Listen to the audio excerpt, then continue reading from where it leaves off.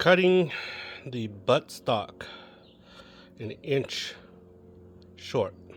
So right now it is from the butt end to there, it's about 12 inches. These are my pre-marked lines.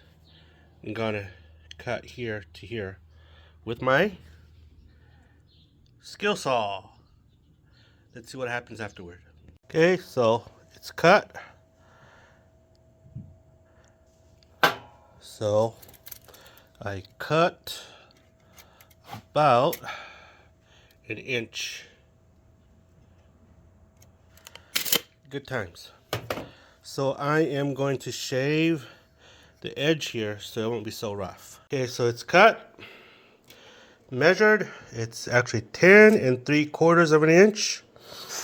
This is what I did to this gun too. This is my Mossy 500, 12 gauge. This is my Winchester SXP, 20 gauge. This is for my wife. So she's only 5 feet tall. The butt stock is too long for her, so I cut this down. This is what I did. I pre-drilled holes here. That was an accident. But pre-drilled this hole for the pad. The pad, it's still a little bit oversized, being that this is cut. So the original size for the butt stock here, being that it's out, it was a little bit wider here, but because it's cut an inch, it's a little bit narrow here. But it's my gun. I'm never gonna sell it, and it still uses the same old butt pad, and it's still comfortable. Show you how it looks like after I do this. So I installed the butt pad.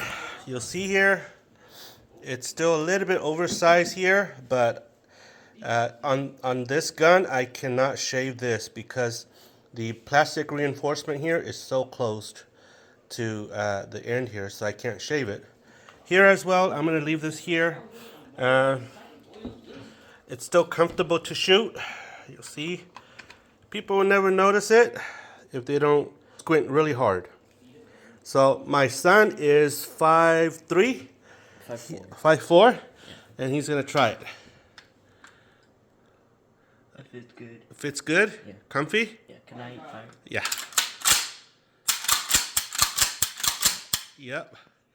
So pretty comfortable, huh? Mm-hmm. Try that one too. I cut that one as well.